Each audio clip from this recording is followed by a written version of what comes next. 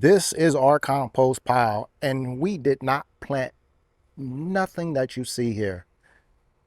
We have Seminole pumpkins that are growing in it. We have watermelon. You see is some pigeon peas.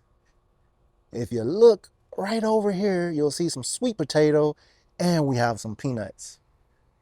This whole pile was volunteer plants. Now, if you have a backyard garden, compost piles, they're everything. You need them for so many different reasons. The main reasons is because you're going to be able to develop good, healthy soil. And you can use your compost pile actually as fertilizer for all your plants in your backyard. It's the best soil that you're going to build for free, essentially. You're making your own soil.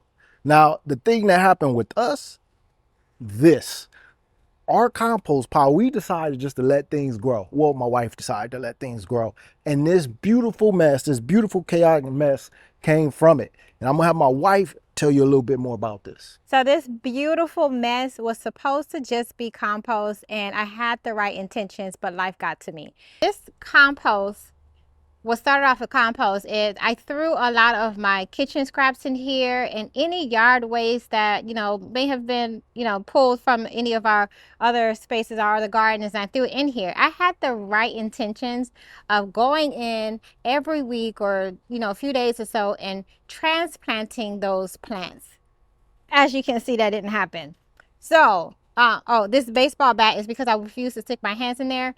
It is, yeah, not the most friendliest looking because of all of what's growing in there. So I'll just share what we have happening. So we have sweet potato. Sorry, these are Seminole pumpkins, the sweet potatoes that I actually had some old sweet potatoes I harvested and I just threw it in there and it took over. And we have, this is pigeon peas right over here. It looked like I'm actually growing two different types of sweet potatoes, which is so funny. I hope that's sweet potatoes.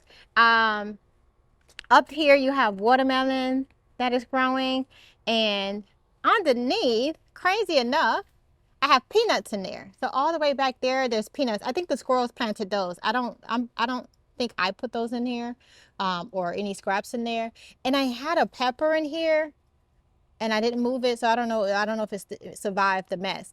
Now, what I love, I would say there's three things that I took away from this hot mess of mine.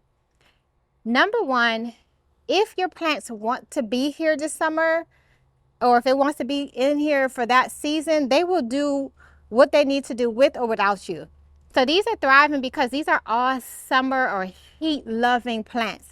Every single one of them, from the watermelons to the peanuts and Seminole pumpkins. The only thing that it is facing right now, I'm not too happy with, is they're getting shade out by each other. So the watermelon is trying to find some sun, and the Seminole, they're trying to find sun. That's the biggest thing. However, overall, I am still very happy with the outcome because we have quite a few Seminole pumpkins on here. We have that one. There's a few underneath there. There's like quite a few. They're not going to be as big because they're not getting the space they need. So again, these plants are fighting for nutrients. So they're not going to give you as big, you're typically get if you give it this dedicated space. But check out this watermelon though. That is a pretty nice sized watermelon. Now I do have it sitting underneath some leaves because I don't want the rind to get burnt by this trellis. So you can always put something underneath to protect it, like, a sheet or whatever. I'm just using what's already here. I'm not fighting nature. So yeah, so that was my first point, is grow what's in season. That is going to be the one of the top things. Stop trying to grow plants that don't want to be here. It is like currently 100, is it 100 degrees today? 100 degrees, and I haven't watered it this morning, and it hasn't rained. And look at these leaves, big, beautiful. Look at this. It has not rained today, and it's midday, guys. It's like 2 o'clock right now, and most of our plants would look like they're ready to commit suicide, and this is just thriving. So don't fight the plants. Don't fight the season. Number two should be number one. So these are like 1.5. I don't know. Is your soil work on your soil. If I was to start anything or learn anything from all of the years that I've been gardening, your soil will make or break your plants. And the reason these plants are thriving, you can see all of the green leaves we have, is because of the compost that is breaking down. All of the kitchen scraps are breaking down and feeding these plants and giving it the nutrients that it needs. So another cool thing that's working because of what's in here, peanuts and pigeon peas are nitrogen providers. So they're giving some nitrogen to this compost. Now that works with us and against us because of all of the nitrogen we actually threw in here, like the kitchen scraps, like coffee grounds and stuff. We had a lot of green, like this plant was producing nothing but green leaves, just pretty leaves taking over our backyard, which forced me to put it on a trellis. So again, too much nitrogen may or may not work for you, but for us, we just saw slower production, and it took a while to see watermelons. It took a while to see some of the Seminole pumpkins to come through, but they did. Again, it's just gonna slow down the production of your fruit, which is not a problem. Again, this is a bonus plant for us. Number 3 is your space don't matter. A lot of times we think we need this grand backyard or 6 to 7 raised beds or 10 raised beds to grow. This is one raised bed. Is this the ideal situation I wanted to be in? But no, I tried something and it worked. So you don't need a huge backyard to grow. This is a 4x4, and I'm gonna show you. This is basically this right here. This is my intentional 4x4. I have a cucumber planted here, and I'm also putting some what's it called? Long yard beans in this space too. So look how big this is. It's the same one that's over there. So same size, and that is all that is growing 5 different plants. So you should have no excuse whether you're growing in a balcony. You can grow in pots. A lot of these plants do very well in pots, and there's no excuse to grow. That is what I have learned. So we overcomplicate a lot of things, but if we get the simple things right in gardening, your life will be so much easier. Yes, it is hot, and some people are starting their garden for the first time.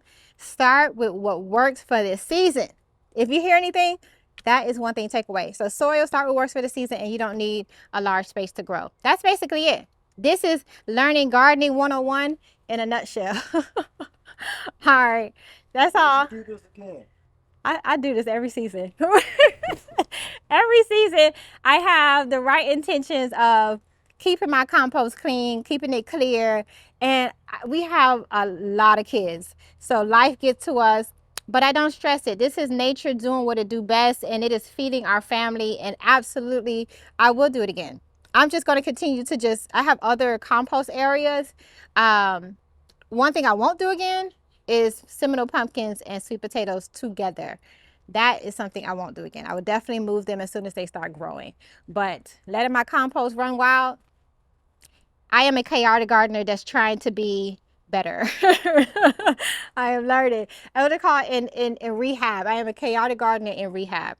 I'm doing better.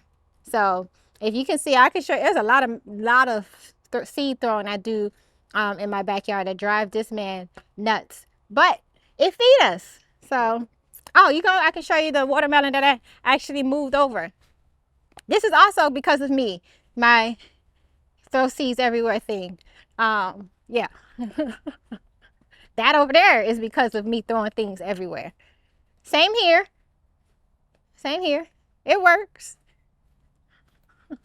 So over here is the watermelon I transplanted late in the season, and look at that.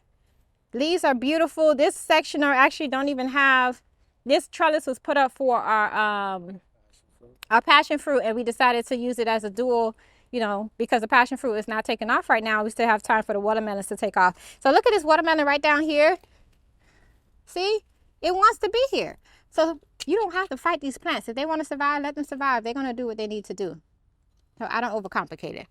A lot of my methods are very, very simple, and it makes my life easier, especially with 3 toddlers and a 17-year-old. So we got to do what we got to do out here. That's it.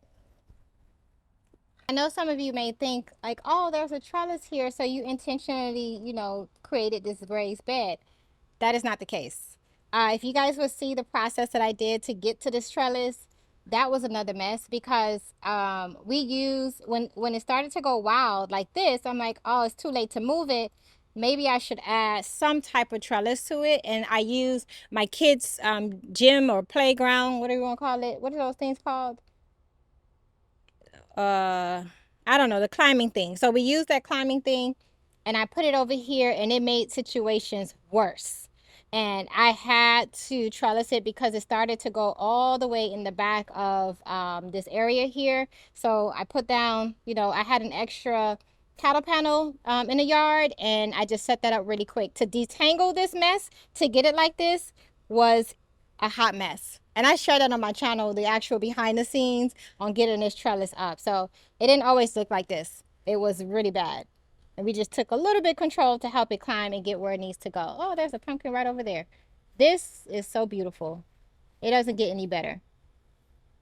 Doesn't get any better. So we have at least 7 or 8 squash and it's still coming in with no signs of stopping. Because also, the thing with Seminole pumpkins, they do root wherever they land. So this one has rooted. They're rooting in the ground. It makes them stronger and it also makes you get more pumpkins. So just be careful if you don't have the space. This is not something to experiment with.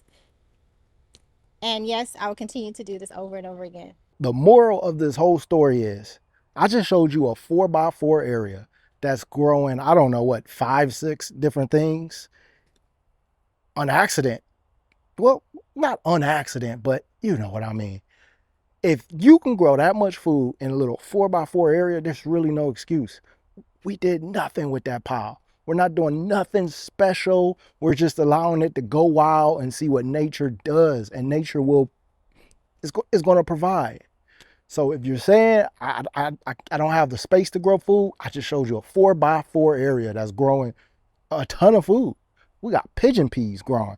We got peanuts. We got watermelon. We got Seminole pumpkins. I mean,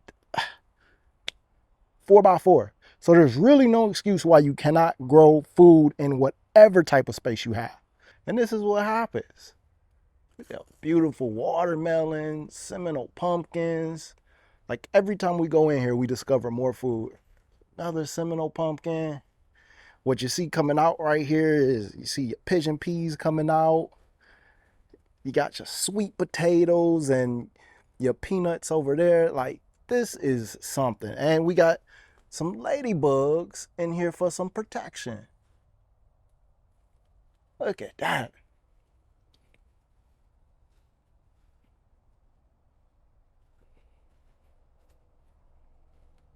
Still got flowers, meaning more food is coming.